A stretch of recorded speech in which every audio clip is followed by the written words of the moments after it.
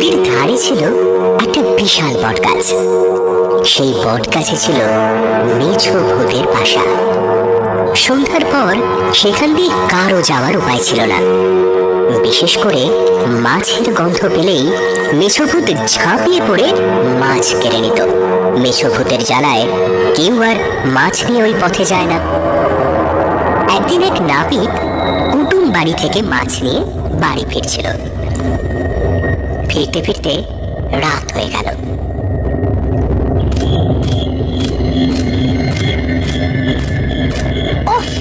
এত তাড়াতাড়ি যাচ্ছি, তারপরও রাস্তা যেন আর শেষই হচ্ছে না। রাতও হয়ে গেল। ভেবেছিলাম দিনের আলো থাকতে থাকতে নদীর ধার দিয়ে ওই বটগাছটা পেরিয়ে যাব, কিন্তু তা তো আর হলোই না। সঙ্গে এই মাছগুলোও আছে। মেছো ভূত ঠিক টের পেয়ে যাবে। না, একটা কাজ করি, এই মাছগুলোকে জামার ভিতরে ঢুকিয়ে নি।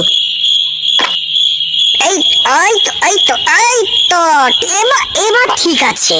নাপিত মাছগুলোকে জামার মধ্যে ভরে নিয়ে হেঁটে চলল।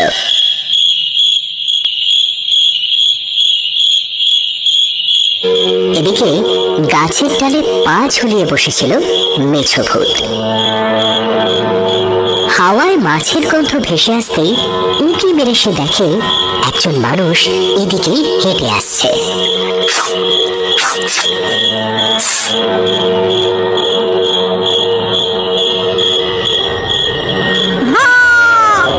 হাতে মাছ নেই, তবে মাছের গন্ধ আসছে কোথা থেকে? ব্যাপারটা ঠিক লাগছে না। এদিকে নাপিত গাছের নিচে আসতেই মেছো ভূত লাফিয়ে পড়ল তার সামনে।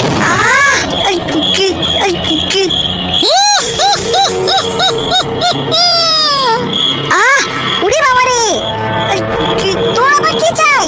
তোর পেটে ওটা কি রে? ওসব কিছু নয়।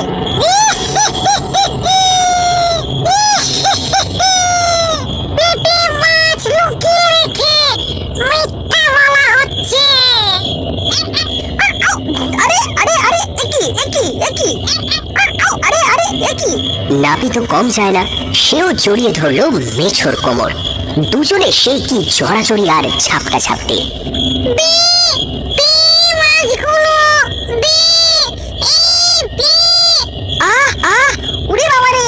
কিছুক্ষণ পরেই নাপিতের জামার ভেতর থেকে মাছগুলো পড়ে গেল।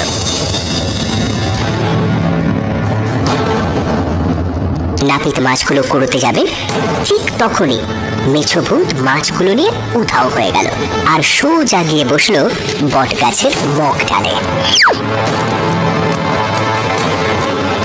হায় রে, আমার সব কটা মাছ নিয়ে চলে গেল। আমি কত শখ করে বাজার থেকে কিনে এনেছিলাম খাবো বলে, আর শেষে কিনা মেছো ভূত নিয়ে চলে গেল। তবে আমিও কিন্তু মেছোকে ছাড়বো না। ওকে এমন জব্দ করব যে কোনোদিনও কারোর মাছ খাবার নাম পর্যন্ত নেবে না।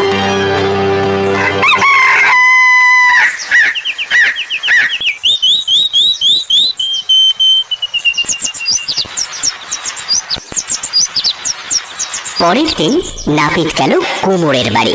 কুমোর তখন চাকা ঘুরিয়ে মাটির পাত্র বানাচ্ছিল।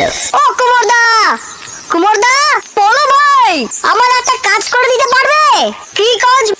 আরে একটা বড় মাটির মাছ বানিয়ে দিতে হবে, তারপর সেটাকে পুড়িয়ে শক্ত করে দিতে হবে ভাই। ও, এই কাজ? ঠিক আছে, আর এমন কি, কালকেই হয়ে যাবে। বিকালে থলি ভর্তি মাছের আঁশ নিয়ে নাপিত গেল কুমোরের বাড়ি। তারপর সেই আঁশগুলো ভালো করে মাছের ওপর লাগিয়ে দিল। এরপর মাছটা ব্যাগের মধ্যে ভরে নদীর দিকে হেঁটে চলল। নদীর ধারে যেতেই মেছো ভূত তাকে দেখতে পেল। মস্ত বড় ব্যাগ নিয়ে নাপিত আসছে, আর মাছের লেজটা কিছুটা বাইরে বেরিয়ে আছে। নাপিত কাছাকাছি আসতেই মেছো ভূত তার সামনে লাফিয়ে পড়ল।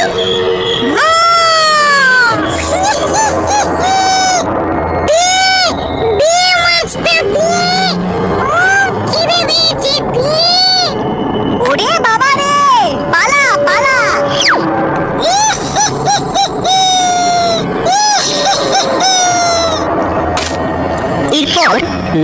মাছটা নিয়ে বটগাছের মাথায় উঠে পড়ল।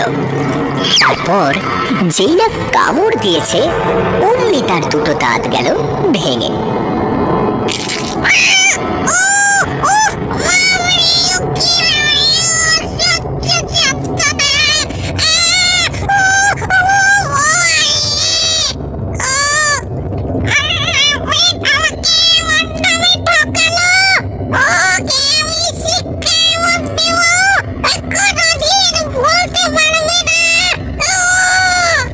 এরপর বেশ কয়েকদিন কেটে গেল। একদিন নাপিত পাশের গ্রামে বিয়ে বাড়িতে গিয়েছিল। ফিরতে ফিরতে তার রাত হয়ে গেছিল।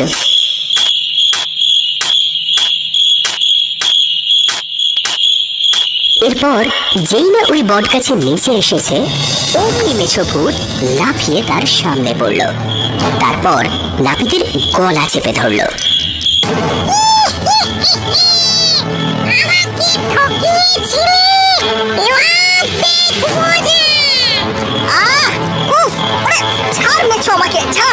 জানিস তো নাপিত বললে কি হয়?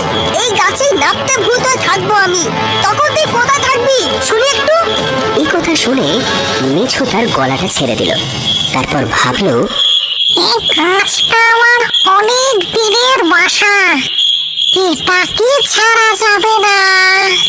তুই আমাকে মাটির মাছ দিয়ে ঠকিয়েছিলি কেন?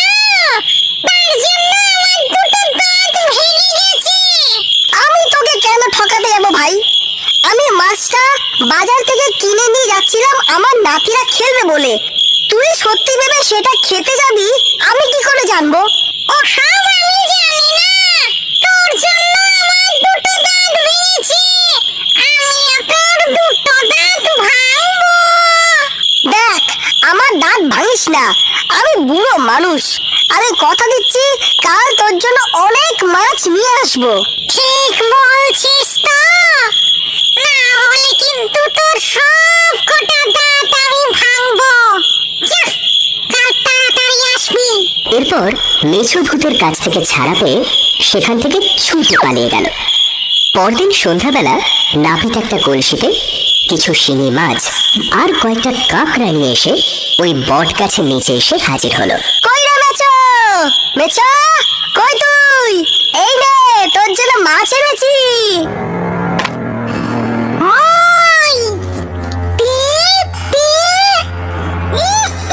এই বলে মেছো কলসিতে হাত ঢুকিয়ে দিল আর শিঙি মাছে মারলো কাঁটা।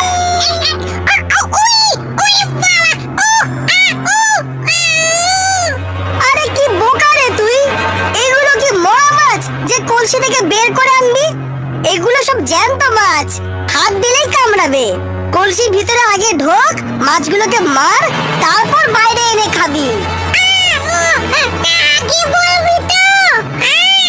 এই বলে মেছো ছোট হয়ে কলসির মধ্যে ঢুকে পড়ল।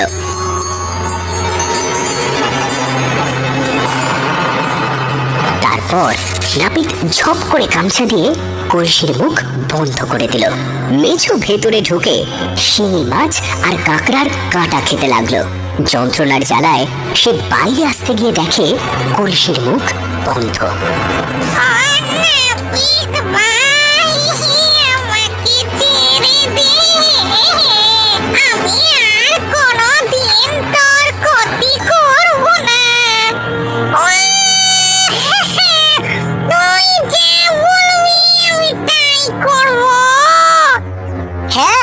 এটাই তো বাকি আছে, তোকে বের করি আর তুই আবার লোকের মাছ কেড়ে খেতে যাবি।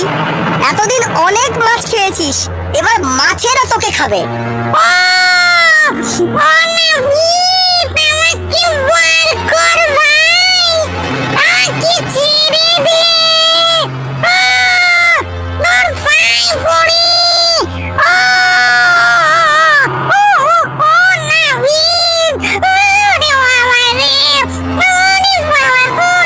এরপর নাপিত মুখ বাঁধা কলসি ভাসিয়ে দিল নদীর জলে।